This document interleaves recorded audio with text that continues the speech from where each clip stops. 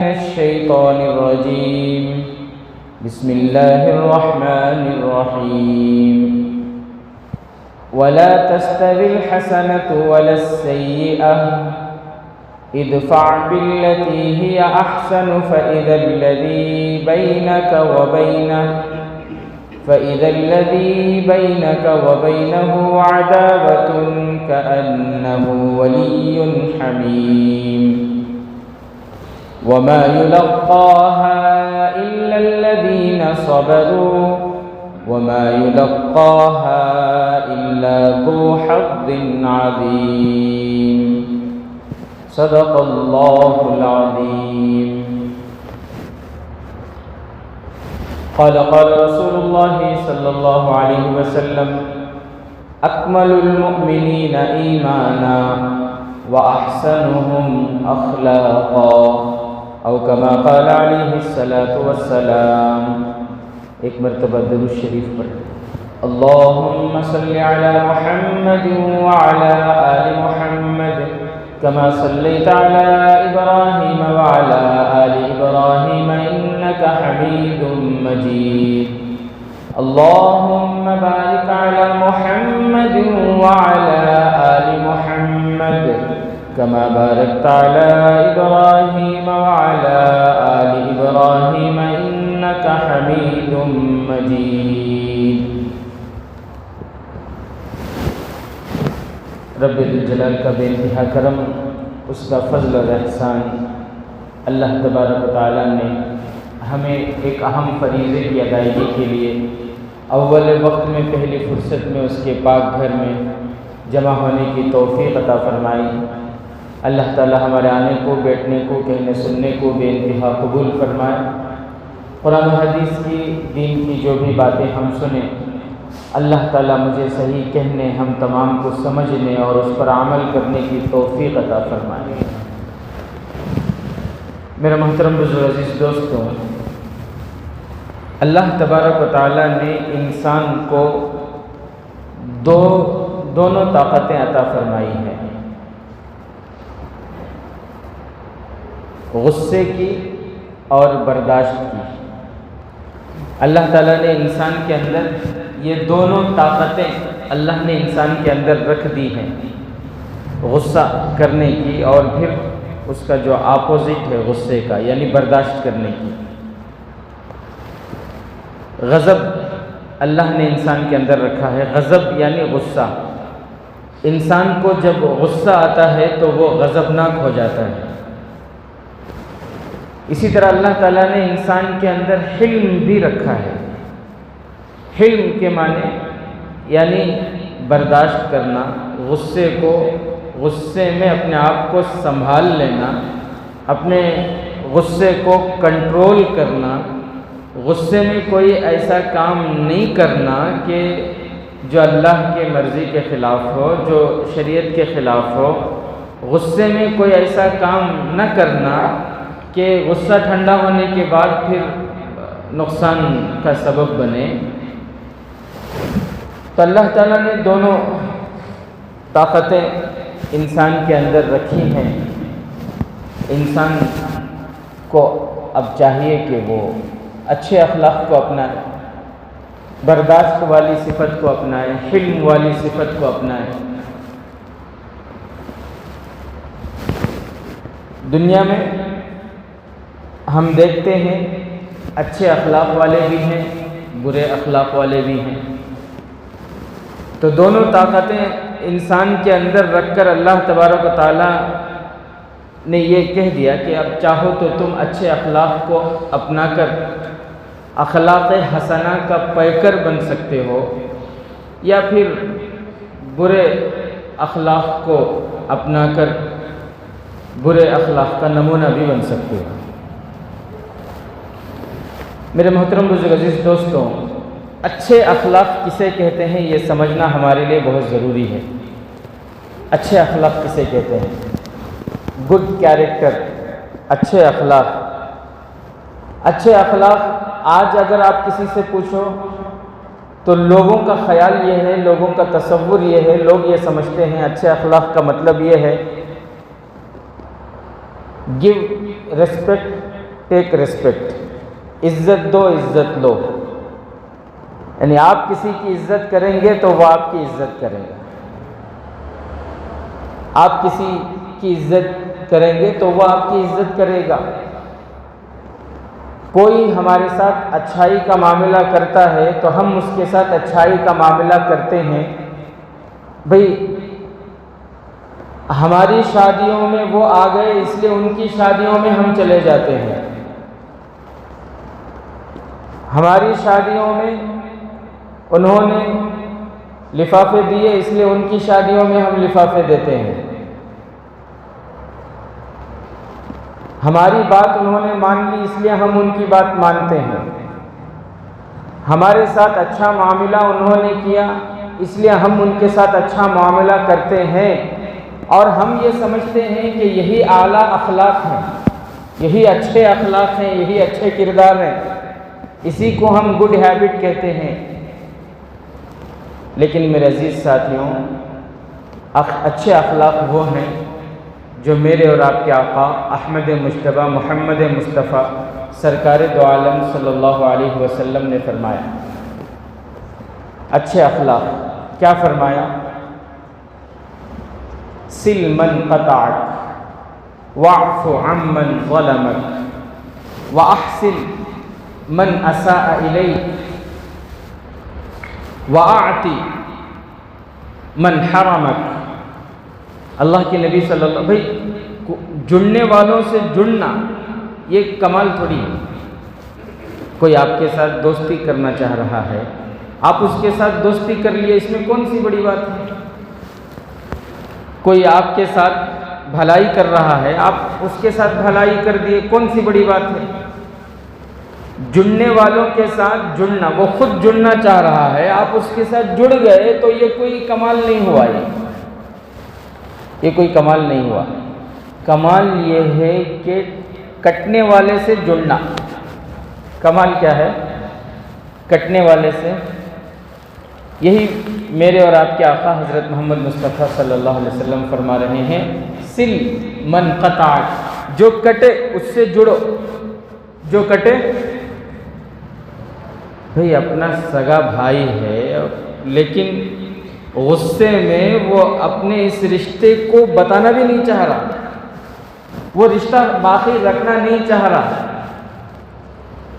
بھائی ہے لیکن وہ مجھے بھائی بولنے کو تیار نہیں ہے.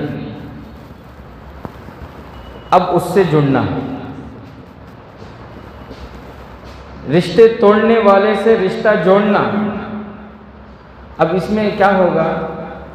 کوئی اگر ایسا ہے جو رشتہ توڑنا چاہ رہا ہے، اگر میں پھر رشتہ جوڑنے جاؤں تو یہ ہوگا کہ مجھے ذلیل ہونا پڑے گا، مجھے جو ہے برداشت کرنا پڑے گا، مجھے غصے کو پی جانا پڑے گا. کل ملا کر بات یہ ہے کہ مجھے جھکنا پڑے گا. کیا ہوگا؟ مجھے جھکنا پڑے گا. دنیا والے تو یہ تعلیم دیتے ہیں جھکے گا نہیں، جھکنا پڑے گا. اور جھکیں گے. اب ہمارا یہ جھکنا کس کے لیے ہے؟ پیسوں کے لیے نہیں، عزت کے لیے نہیں، دنیا کے لیے نہیں. ہمارا یہ جھکنا اللہ کے لیے ہے.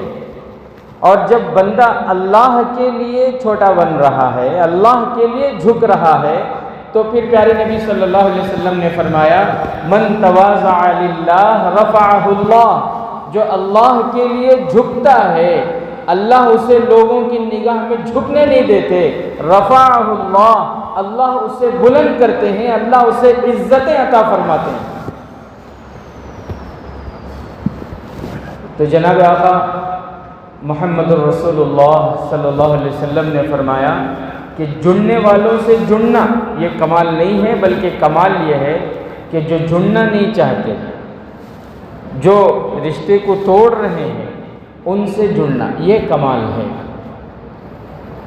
قرآن کریم کی جو آیت میں نے آپ کے سامنے پڑھی، اس آیت کے اندر اللہ تبارک و تعالیٰ فرما رہے ہیں، وَلَا تَسْتَوِي الْحَسَنَةُ وَلَا السَّيِّئَةُ.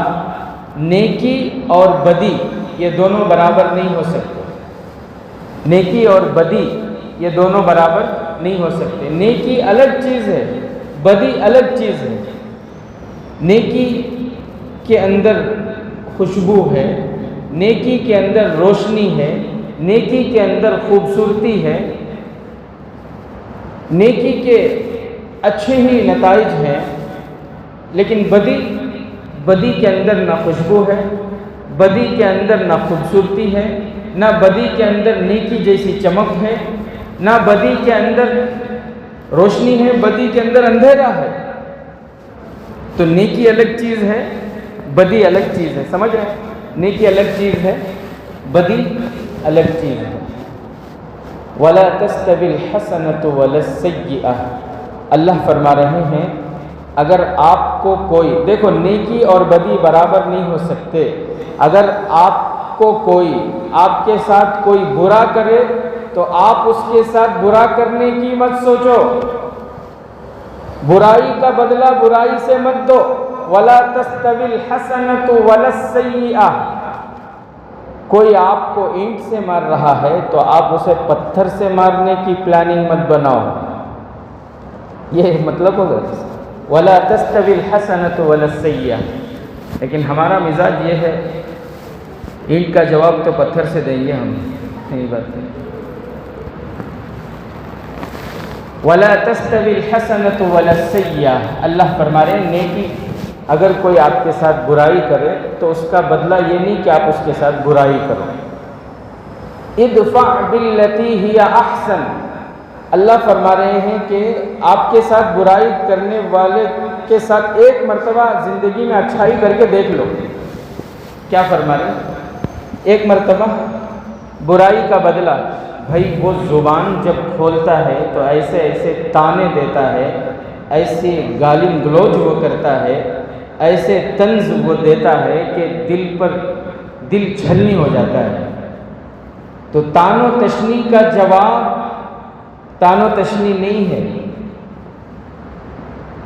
ایک مرتبہ گالی دینے والے کو آپ پھول برسا کر دیکھیں، میٹھے بول بول کر دیکھیں، پتھر مارنے والے پر پھول برسا کر دیکھیں، سختی سے پیش آنے والے کو آپ نرمی سے پیش آ کر دیکھیں، کیا ہوگا اس سے، کیا فائدہ؟ پروردگار عالم فرما رہے ہیں آپ میرے اوپر اعتراض نہ کریں، قرآن کی آیت پڑھ کے میں سنا رہا ہوں، اللہ فرما رہے ہیں برائی کا بدلہ اچھائی سے دو گے، کیا نتیجہ ہوگا؟ اللہ فرما رہے ہیں فَإِذَا الَّذِي بَيْنَكَ وَبَيْنَهُ عَدَاوَةٌ كَأَنَّهُ وَلِيٌّ حَمِيمٌ، اللہ فرما رہے ہیں تم برائی کا بدلہ اچھائی کے ساتھ دو گے تو اللہ جو تمہارا دشمن تھا اسے تمہارا دوست بنا دے گا۔ كَأَنَّهُ وَلِيٌّ حَمِيمٌ، جو جان لینے والا تھا اسے اللہ جانثار بنا دیں گے، اگر اس کے مقدر میں ہوگا اللہ اس کو ضرور کیا بنا دیں گے؟ جانثار بنا دیں گے۔ جو بے وفا تھا اللہ تعالیٰ اسے وفادار بنا دیں گے، وہ آپ پر جان چھڑکنے والا بن جائے گا۔ جو دشمن تھا اللہ اس کو آپ کا دوست بنا دیں گے۔ كَأَنَّهُ وَلِيٌّ حَمِيمٌ۔ اچھا، یہ گالی دینے والے کو معاف کر دینا، تانا دینے والے کو معاف کر دینا، برا سلوک کرنے والے کو معاف کر دینا، یہ معمولی بات ہے۔ وَمَا يُلَقَّاهَا إِلَّا الَّذِينَ صَبَرُوا، اللہ فرماتے ہیں گالی دینے کے باوجود معاف کر دینا، نقصان کرنے کے باوجود معاف کر دینا، تکلیف پہنچانے کے باوجود معاف کر دینا، جسمانی اذیت پہنچانے کے باوجود معاف کر دینا، ذہنی اذیت پہنچانے کے باوجود معاف کر دینا، اللہ فرما رہے ہیں وَمَا يُلَقَّاهَا إِلَّا الَّذِينَ صَبَرُوا، یہ ہر کسی کا کام نہیں ہے، یہ وہ کر سکتے ہیں جن کو اللہ نے صبر کی طاقت دی ہے، یہ کام وہ کر سکتے ہیں جن کو اللہ نے بڑا نصیبہ دیا ہے۔ وَمَا يُلَقَّاهَا إِلَّا الَّذِينَ صَبَرُوا وَمَا يُلَقَّاهَا إِلَّا ذُو حَظٍّ عَظِيمٍ، جن کو اللہ تبارک و تعالیٰ نے بڑا دل دیا ہے وہی بڑے دل والے، بڑے نصیبے والے، بڑے صبر والے ہی یہ کام کر سکتے ہیں، ورنہ برداشت، یہ برداشت ہے نا بہت بڑی چیز ہے، برداشت ہے نا، برداشت کر لینا، یہ بہت بڑی چیز ہے، برداشت بہت بڑی طاقت ہے۔ برداشت کیا ہے؟ بہت بڑی طاقت ہے۔ اللہ مجھے بھی عطا فرمائے، آپ کو بھی عطا فرمائے۔ یہی تعلیم ہے میرے اور آپ کے آقا احمد مصطفیٰ محمد مصطفیٰ سرکار دو عالم صلی اللہ علیہ وسلم کی، اور پیارے نبی صلی اللہ علیہ وسلم نے تعلیم بھی دی اور پھر زندگی میں عمل کر کے بھی دکھائے کہ برداشت دیکھو ایسے کرتے ہیں، ایسے کرنا ہے۔ عبداللہ ابن سلام رضی اللہ تعالیٰ عنہ، پہلے وہ ایک یہودی عالم تھے۔ جب وہ مدینہ منورہ میں آئے تو انہوں نے اللہ کے نبی صلی اللہ علیہ وسلم کی صحبت اختیار کی، اور پھر پیارے نبی صلی اللہ علیہ وسلم سے قرآن کریم سنے، حدیث کی باتیں سنیں، دین کی باتیں سنیں، تو پھر انہوں نے ایمان قبول کر لیا۔ وہ اس حدیث کے راوی ہیں عبداللہ ابن سلام۔ وہ خود فرماتے ہیں کہ یہودیوں کے ایک بہت بڑے عالم تھے، حبر۔ یہودیوں کے عالم کو کیا کہا جاتا ہے؟ حبر۔ زید ابن دسنہ ان کا نام تھا، زید ابن دسنہ، بہت بڑے عالم تھے۔ عبداللہ ابن سلام کہتے ہیں ایک مرتبہ میں ان کے پاس گیا تو وہ کہنے لگے، یہودیوں کے وہ بڑے عالم وہ کہنے لگے کہ میں نے پہچان لیا آپ صلی اللہ علیہ وسلم کے گفتار سے، آپ صلی اللہ علیہ وسلم کے رفتار سے، آپ صلی اللہ علیہ وسلم کے اخلاق سے، آپ صلی اللہ علیہ وسلم کے اطوار سے، آپ صلی اللہ علیہ وسلم کی باتوں سے میں نے پہچان لیا کہ یہ پیارے نبی اللہ کے نبی ہیں۔ یہ محمد صلی اللہ علیہ وسلم کون ہیں؟ اللہ کے نبی ہیں، یہ میں نے پہچان لیا ہے۔ لیکن ایک دو چیزیں ایسی ہیں کہ ان کا تجربہ باقی ہے۔ نبی کے لیے اللہ نے جو صفاتیں بیان کی ہیں کہ آخر نبی کی یہ صفتیں ہوں گی، آخری نبی کی یہ شان ہوگی، وہ ساری شان، وہ ساری صفتیں، وہ ساری چیزیں میں نے ان کے اندر دیکھ لی ہیں، لیکن دو چیزیں باقی ہیں، ان کا تجربہ کرنا باقی ہے۔ یہ دو چیزیں میں نے ان کے اندر ابھی تک دیکھی نہیں ہے، وہ دیکھنا ہے۔ بات سمجھ رہے ہیں؟ کون کہہ رہا ہے؟ یہودیوں کا ایک بہت بڑا عالم زید ابن دسنہ۔ لکھا ہے کتابوں میں کہ وہ اسی سوچ میں تھے کہ یہ دو چیزیں میں ان کے اندر دیکھنا کہ یہ اس میں بھی صحیح کھرے اترتے ہیں یا نہیں۔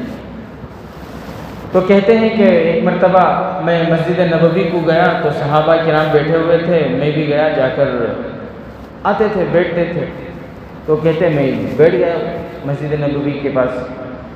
تو میں نے دیکھا ایک وفد آیا ایک دیہات سے، ایک چھوٹی سی جماعت، 10-15 ساتھیوں کی ایک جماعت، اور پھر انہوں نے آ کر یہ درخواست کی کہ اللہ کے نبی یہ جو ہے فلاں علاقے کے فلاں قبیلے والے ہیں، ابھی چند دن پہلے ہم وہاں گئے تھے اور پھر ان کے سامنے ہم نے دین کی دعوت پیش کی، ان کو سمجھایا، تو الحمدللہ یہ پورے کے پورے قبیلے والے ایمان میں داخل ہو گئے۔ اب الحمدللہ سب کے سب ایمان والے ہیں، وہ قبیلے والے۔ لیکن ہوا یہ کہ اللہ کی طرف سے ابھی نئے نئے یہ مسلمان ہیں، ان کے گاؤں میں قحط سالی ہو گئی ہے۔ کیا ہو گئی ہے؟ بارش نہیں تو کھیتی نہیں، کھیتی نہیں تو اناج نہیں، اناج نہیں غلہ نہیں تو گھر میں فاقے۔ تو بارش نہ ہونے کی وجہ سے قحط سالی ہو گئی ہے۔ ابھی یہ نئے نئے مسلمان ہیں، ڈر ہے کہ کہیں ایمان پر جمے رہنا ان کے لیے مشکل نہ ہو جائے۔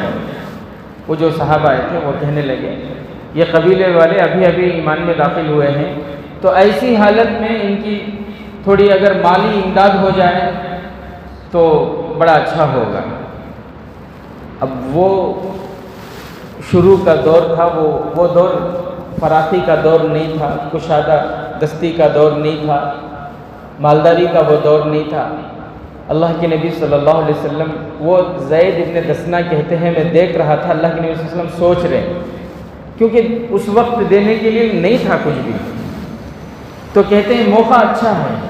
زید ابن دسنہ کہتے ہیں میں نے سوچا موقع اچھا ہے، میں آگے بڑھا اور میں نے آگے بڑھ کر اللہ کے نبی صلی اللہ علیہ وسلم سے کہا کہ کیوں نہ آپ مجھ سے قرض لے لیں، میں 80 دینار جو ہے قرض دیتا ہوں، آپ قرض لے لیں، آپ وہ قبیلے والوں کو دے دیں، ان کی مدد ہو جائے گی۔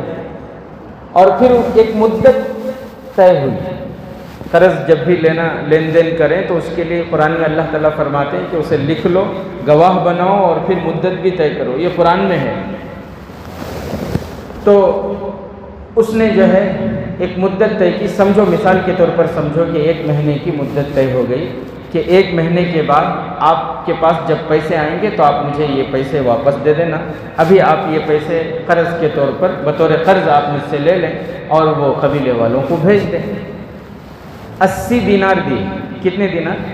80 دینار۔ 80 دینار بولے تو آج کے حساب سے حساب کرے تو کم سے کم وہ 10-12 لاکھ روپے ہوتے، تو 10-12 لاکھ روپے دیے انہوں نے، 80 دینار دیے۔ اللہ کے نبی صلی اللہ علیہ وسلم ان سے وہ قرض لے کر وہ جو قبیلے والے آئے تھے ان کو دے دیے کہ لے جاؤ قبیلے میں ان کی ضرورتیں پوری کرو۔ بہرحال یہ تو ہو گیا معاملہ۔ اب جو وقت متعین تھا 1 مہینے کا، زید ابن دسنہ یہودیوں کے جو بڑے عالم ہیں یہ کہتے ہیں مجھے تو ان کو آزمانا تھا کہ نبی کی شان یہ ہے کہ غصے پر برداشت غالب رہتی ہے۔ غصے پر کیا غالب رہتی ہے؟ برداشت۔ نبی کی شان یہ ہے کہ ان کے ساتھ اگر کوئی جہالت سے پیش آئے، ان کے ساتھ اگر کوئی بے دینی سے پیش آئے، ان کے ساتھ اگر کوئی بے ادبی سے پیش آئے تو بجائے ان کے غصہ بڑھنے کے ان کا حلم بڑھ جاتا ہے، ان کی نرمی اور بڑھ جاتی ہے، یہ نبی کی شان ہے۔ تو زید ابن دسنہ کہتے ہیں مجھے تو آزمانا تھا، اس لیے میں نے کیا کیا، مدت ختم ہونے سے یعنی 1 مہینہ پورا ہونے سے 2-3 دن پہلے ہی میں مدینہ منورہ چلا گیا۔ 2-3 دن پہلے ہی وہ مدینہ منورہ آ گئے۔ کہتے ہیں میں باہر کھڑا تھا، میں نے دیکھا کہ مدینے میں کسی کا انتقال ہوا ہے اور جنازے کی نماز پڑھ کر اللہ کے نبی صلی اللہ علیہ وسلم بھی ہیں، صحابہ ہیں، حضرت اللہ کے نبی صلی اللہ علیہ وسلم کے ساتھ حضرت ابوبکر صدیق ہیں، حضرت عمر فاروق رضی اللہ تعالیٰ عنہ ہیں، صحابہ کا جمگٹا ہے۔ بقیع کو گئے اور پھر جو ہے تدفین سے فارغ ہو کر اللہ کے نبی صلی اللہ علیہ وسلم مسجد نبوی کی طرف اپنے حجرے کی طرف جا رہے ہیں۔ وہ کہتے ہیں میں دوڑتا ہوا گیا اور جا کر وہ جو چادر پہنے ہوئے تھے اس کو اس زور سے کھینچا کہ یہاں نشان پڑتا ہوا وہ چادر نیچے گر گیا، یہاں نشان ہو گیا۔ مطلب کتنے زور سے انہوں نے کھینچا ہوگا۔ اب صحابہ جمع ہو گئے، یہ کون ہے بدتمیز بے ادب جو اللہ کے نبی صلی اللہ علیہ وسلم کے ساتھ اس طرح پیش آ رہا ہے؟ حضرت عمر آ گئے، حضرت ابوبکر، سارے صحابہ جمع ہو گئے۔ پھر اللہ کے نبی اس سے مخاطب ہوئے تو وہ کہنے لگا تم بنو عبد المطلب ایسے ہی ہو، لینا جانتے دینا نہیں جانتے، لینا معلوم دینا نہیں معلوم، قرض لیے تھے دیے نہیں ابھی تک۔ اور زور زور سے چیخ رہا ہے، چلا رہا ہے، پورے خاندان کو گالی دے رہا ہے۔ زید بن دسنہ کہتے ہیں میں دیکھ رہا تھا حضرت عمر کا چہرہ سرخ ہو گیا، ان کی آنکھوں میں خون اتر آیا تھا، اور پھر وہ ان کا ہاتھ بار بار تلوار کی طرف جا رہا ہے، پھر جو ہے پیچھے لے رہے ہیں، پھر تلوار کی طرف وہ چیخ رہے ہیں، چلا رہے ہیں۔ حضرت عمر رضی اللہ تعالیٰ عنہ نے فرمایا کہ یہ دیکھو تم کس سے بات کر رہے ہو، کیسے بات کر رہے ہو تم، یہ کوئی ڈھنگ ہے تمہارے بات کرنے کا؟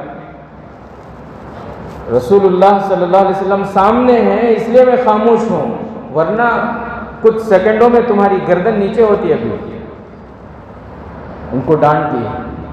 اللہ کے نبی صلی اللہ علیہ وسلم حضرت عمر کی طرف مخاطب ہو کر فرمایا عمر تمہیں اس طرح ڈانٹنا نہیں چاہیے، تمہیں ان کے ساتھ اس طرح پیش نہیں آنا تھا، ہم دونوں کو سمجھاتے، تم ان کو سمجھاتے کہ بھئی تم نے قرض دیا، اچھا کام کیا، اب قرض لینے کے لیے آئے تو اچھے طریقے سے لو، اچھے طریقے سے مانگو، اور تم مجھے بھی نصیحت کرتے کہ جب وقت ہو گیا ہے تو آپ ان کو دے دیجئے، لیکن تم نے تو الٹا اس کو ڈانٹ دیا، اس کو اور دھمکی دے دی تم نے کہ ابھی تمہاری گردن اڑا دیتا۔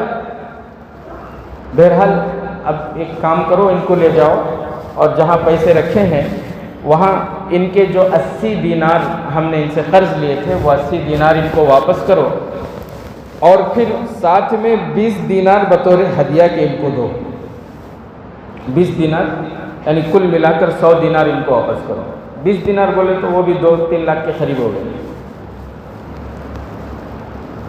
تو اللہ کے نبی صلی اللہ علیہ وسلم کے اس حکم کے بعد حضرت عمر رضی اللہ تعالیٰ عنہ ان کو لے کر گئے، اور پھر جو ہے 100 دینار جب ان کو دیے تو انہوں نے پوچھا کہ یہ کیا ہے، یہ ایکسٹرا کیوں ہے 20 دینار؟ تو حضرت عمر رضی اللہ تعالیٰ عنہ نے فرمایا کہ میرے نبی کا حکم ہے، میں نے تمہارے ساتھ جو سختی سے پیش آیا، میں نے تمہیں جو ڈانٹا اور دھمکی دی، تو اس کے بدلے میں اللہ کے نبی صلی اللہ علیہ وسلم یہ 20 دینار زیادہ دینے کو بولے۔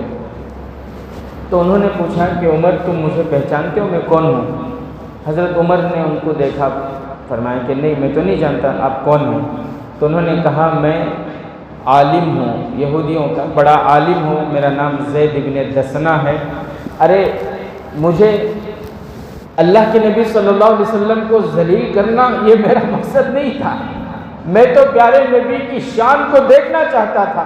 میں نے اپنی کتابوں میں پڑھا تھا کہ نبی آخری نبی کی شان یہ ہوگی، اگر کوئی ان کے ساتھ جہالت سے پیش آئے، اگر کوئی ان کے ساتھ بددینی سے پیش آئے، سختی سے پیش آئے، تو ان کا غصہ نہیں بڑھتا بلکہ ان کی نرمی بڑھ جاتی ہے۔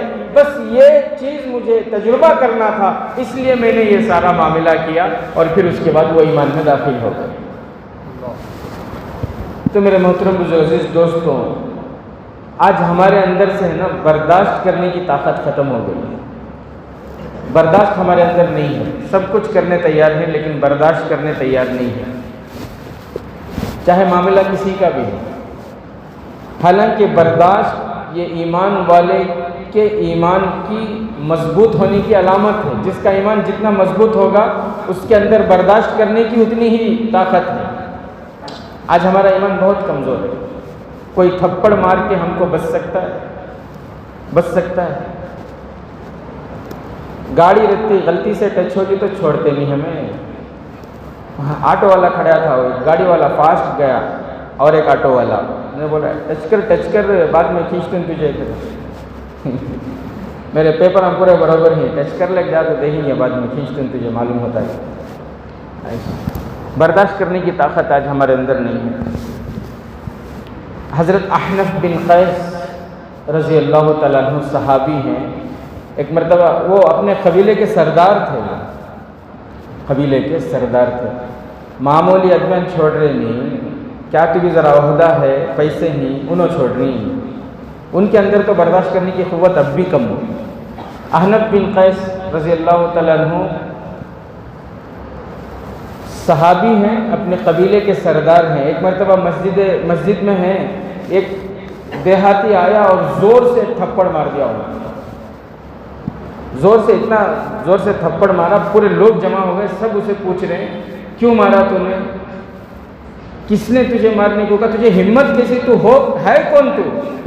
حضرت احنف بن قیس نے فرمایا چھوڑو، کون اس کے ساتھ سختی مت کرو۔ تو اسے پوچھے کیوں مارا تو اس نے کہا کہ فلاں آدمی نے مجھے پیسے دیے تھے کہ جا کر ان کو تھپڑ مارا، چھوڑ کے اسے معاف کر دو۔ اللہ ہمیں کرنی معاف، ہمیں کیا نہیں رہے تو ہی بولتے ہیں میری پہنچ کہاں تک ہے تجھے دکھاتا ہوں، رہے گا تمہیں۔ اللہ کے لیے جھکنے کو تیار نہیں، جس کی وجہ سے اللہ سب کو ذلیل کر رہا ہے، سب کے سامنے جھکا رہا ہے، کسی بھی شکل میں، چاہے NRC کی شکل میں ہو، کہ پتہ نہیں بہت ساری شکلوں میں اللہ تعالیٰ جو ہے ذلیل کر رہا ہے۔ کیوں؟ اس لیے کہ اللہ کے سامنے ہم جھکنے کو تیار نہیں۔ جس دن اللہ کے لیے جھکنے والے بنیں گے، اللہ دنیا کی نگاہوں میں ہمیں جھکنے نہیں دیں گے۔ اللہ عزتوں کے فیصلے فرمائے، رفعہ اللہ من تواضع للہ رفعہ اللہ۔ اور پھر برداشت ہم کریں گے، اس کا صلہ ہمیں کیا ملے گا؟ صلہ ملے گا۔ اللہ دنیا میں بھی صلہ دیتے ہیں، آخرت میں بھی صلہ دیتے ہیں۔ ایسا نہیں کہ آپ برداشت کر گئے تو آپ کی برداشت بیکار ہو گئی، ایسا نہیں ہے۔ اللہ کے لیے برداشت کر رہے ہیں نا تو اللہ بدلہ دیتا ہے۔ حضرت امام اعظم ابو حنیفہ رحمۃ اللہ علیہ کے ابا کا انتقال ہو گیا، ان کی والدہ بوڑھی ہیں، 70-80 سال کی عمر ہے ان کے والدہ کی، بوڑھی ہو چکی ہیں، ابھی انتقال ہوئے 1-2 مہینے بھی نہیں ہوئے، مسجد سے گزر رہے تھے، ان کے امی عدت میں ہیں، ایک دشمن پیارے حضرت امام اعظم ابو حنیفہ رحمۃ اللہ علیہ کو تکلیف دینے کے لیے، ان کو ستانے کے لیے، ان کے دل کو ٹھیس پہنچانے کے لیے ایسا گندا مذاق اس نے کیا۔ وہ حضرت امام اعظم ابو حنیفہ مسجد میں تھے، اس نے یہ کہا آ کر کہ میں آپ کی والدہ سے نکاح کرنا چاہتا ہوں، جا کے پوچھ کے آؤ۔ کیا کہا؟ برداشت، ابھی ابا کا انتقال ہوا، بوڑھی والدہ، اور آ کر یہ، لیکن اللہ والے تھے نا، برداشت کی ان کے اندر ایسی طاقت تھی، غصے کو پی لی، برداشت کیے، اور پھر جو ہے کہا کہ ابھی امی عدت میں ہیں، جب عدت پوری ہوگی پھر میں یہ پیغام امی کو پہنچاؤں گا، اگر نکاح کرنا ہو تو امی کی طرف سے جواب لا کے سناؤں گا۔ لیکن اللہ کی طرف سے اس پر مار ایسی آئی کہ مسجد سے نکل رہا تھا، گرا اور وہیں مر گیا۔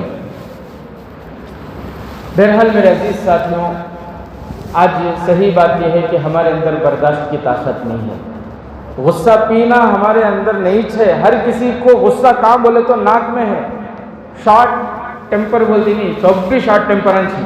کل نیچے قصہ آیا دو دوستوں کا، وہ دوست دو ہی جگری دوستاں، لیکن اسے کیا کہ اس کے اوپر غصہ آیا، بول کے اس کا موبائل اٹھا کر 2 ٹکڑے کر ڈالے۔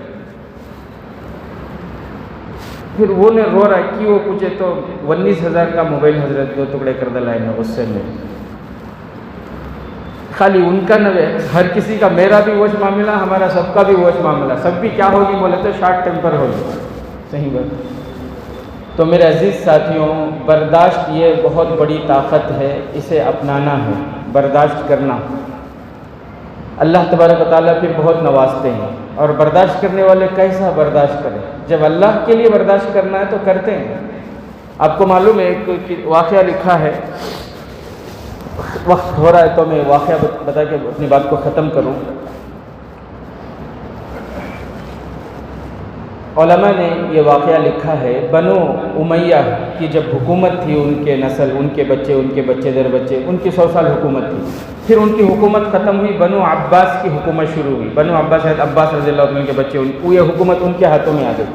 جب حکومت ایک خاندان سے چھن کر دوسرے کے پاس آتی ہے تو ایسے ہی نہیں آ جاتے، بیچ میں بہت خون خرابہ ہوتا ہے، لڑائیاں ہوتے، بہت جنگیں ہوتی ہیں، اور اس کے بعد پھر جا کر جو ہے حکومت، جو جیتنے والے ہوتے ہیں حکومت ان کے کنٹرول میں ہوتی ہے۔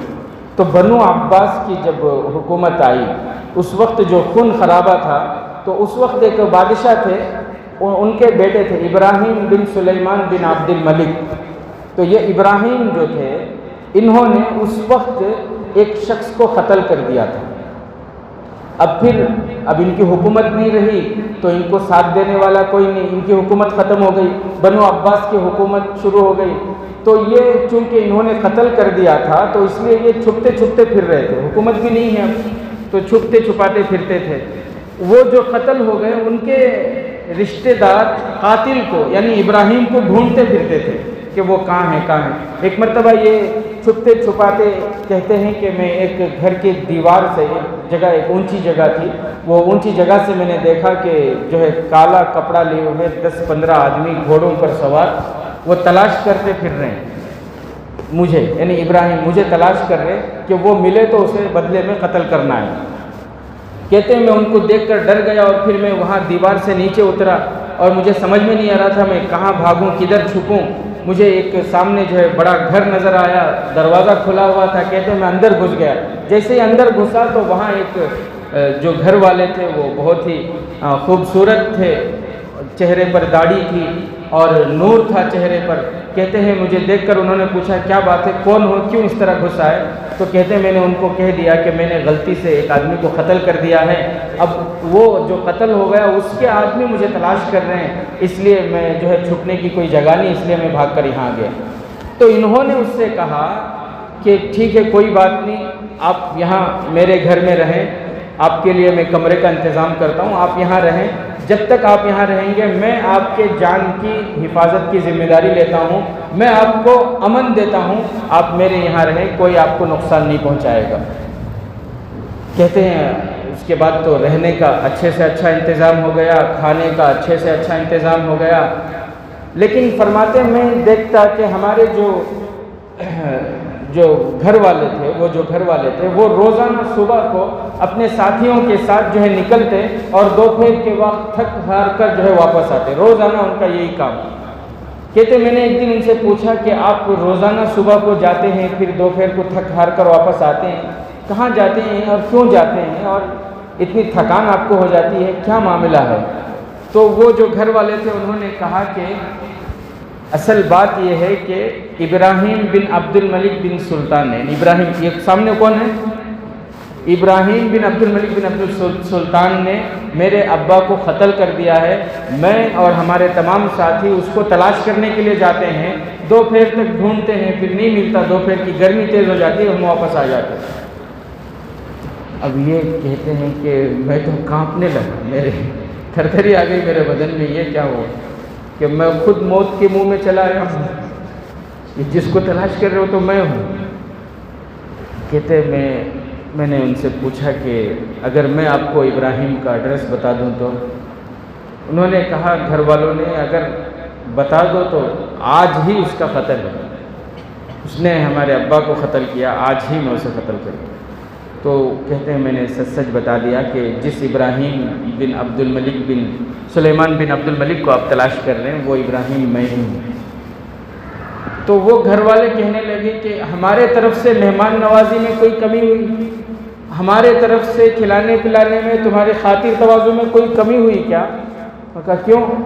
اس لیے کہ ہم نے کہا ہم ابراہیم کو تلاش کر رہے، تم اپنی جان چھڑانا چاہتے ہو، اپنے آپ کو ابراہیم بتا کر قتل ہو جانا چاہتے ہو، ہمارے طرف سے اگر کوئی کمی بیشی ہوئی ہے تو بتاؤ۔ کہ نہیں ایسی کوئی بات نہیں، میں صحیح بتا رہا ہوں، فلاں دن فلاں وقت فلاں جگہ میں آپ کے ابا کو میں نے ہی قتل کیا۔ تو ابراہیم کہتے ہیں کہ وہ تو غصے سے جو بہت غصہ آ رہا تھا ان کو، اور پھر ان کا چہرہ سرخ ہو گیا، ان کی آنکھیں لال ہو گئی، لیکن وہ بہت دیر تک اپنے غصے کو برداشت کرتے رہے، پھر انہوں نے کہا کہ دیکھو میں نے جب تم آئے تھے گھر کو میں نے یہ کہا تھا کہ تمہارے جان کی حفاظت کا میں ضامن ہوں، میں تمہیں جو ہے امن دیتا ہوں، یہ میں نے تم سے کہا تھا، اس لیے میں تمہیں چھوڑ رہا ہوں۔ کل اس منصف بادشاہ کے سامنے جب تم کھڑے ہوگے، ابو بھی ہوں گے، پھر میرا وہ عادل بادشاہ میرے ابا کا اور تمہارا فیصلہ کرے گا۔ اب چونکہ میں نے تمہیں امن دے دیا ہے اس لیے میں تمہارے اوپر ہاتھ نہیں اٹھاتی۔ اللہ کیسا برداشت کیا ہونا، کیسا برداشت، اللہ کے لیے برداشت کیا نا، کیسا برداشت۔ اور پھر پیسے 10,000 جو ہے ان کو درہم دے کر کہا کہ تم اب یہاں سے چلے جاؤ، کیونکہ میں نے اپنے غصے کو برداشت کر لیا، لیکن میرے بھائی ہیں، میرے رشتہ دار ہیں، وہ سب بھی میرے ابا کے قاتل کو ڈھونڈ رہے ہیں، اگر ان کو پتہ چلے گا تو پھر میں ان کو سنبھال نہیں سکتا میں، اس لیے تم یہاں سے چلے جاؤ۔ اللہ اکبر کبیرہ۔ تو میرے عزیز ساتھیوں، برداشت کرنا یہ بہت بڑی طاقت ہے، اور یہی پیارے نبی صلی اللہ علیہ وسلم کی تعلیم ہے۔ اب اس کا مطلب یہ نہیں کہ غصہ نہیں آنا، غصہ آتا ہے، غصہ آنا انسان ہونے کی علامت ہے۔ غصہ نہیں آ رہا بولے تو پھر انہیں ڈاکٹر کے پاس جانا ہے، صحیح بات ہے، انسان ہے تو غصہ ضرور آئے گا، لیکن تعلیم یہ ہے کہ غصے کے وقت اپنے غصے کو سنبھالو، کنٹرول کرو۔ آج یہ چیز ہمارے اندر نہیں ہے۔ پیارے نبی صلی اللہ علیہ وسلم نے فرمایا لا تدابروا، ایک دوسرے کی ٹانگیں نہ کھینچو، ولا تباغضوا، ایک دوسرے کے لیے اپنے دلوں میں کینہ نہ پالو، ولا تحاسدوا، ایک دوسرے سے جلن مت رکھو، کونوا عباد اللہ اخوانا، اللہ کے بندے بنو اور آپس میں محبت کے ساتھ بھائی بھائی بن کر زندگی گزارو۔ تو میرے محترم جو عزیز دوستوں، غصہ آنا یہ فطرت ہے، یہ انسان ہونے کی علامت ہے، لیکن غصے پر قابو پانا یہ مومن ہونے کی علامت ہے۔ غصے پر قابو پا جانا یہ کس کی علامت ہے؟ ورنہ انسان غصہ کہاں دکھاتا سو بولو؟ جو کمزورہ رہتی نا ان کے اوپر ہی غصہ دکھاتا سو، اپنے سے جو طاقتور ہی ان کے اوپر غصہ دکھاتا ہے، نہیں دکھاتا۔ دکان کا غصہ، بازار کا غصہ، پورے غصے لا کو کام اتارتا انہیں گھر میں، کس کے اوپر؟ بیچاری کے اوپر، نہیں بات۔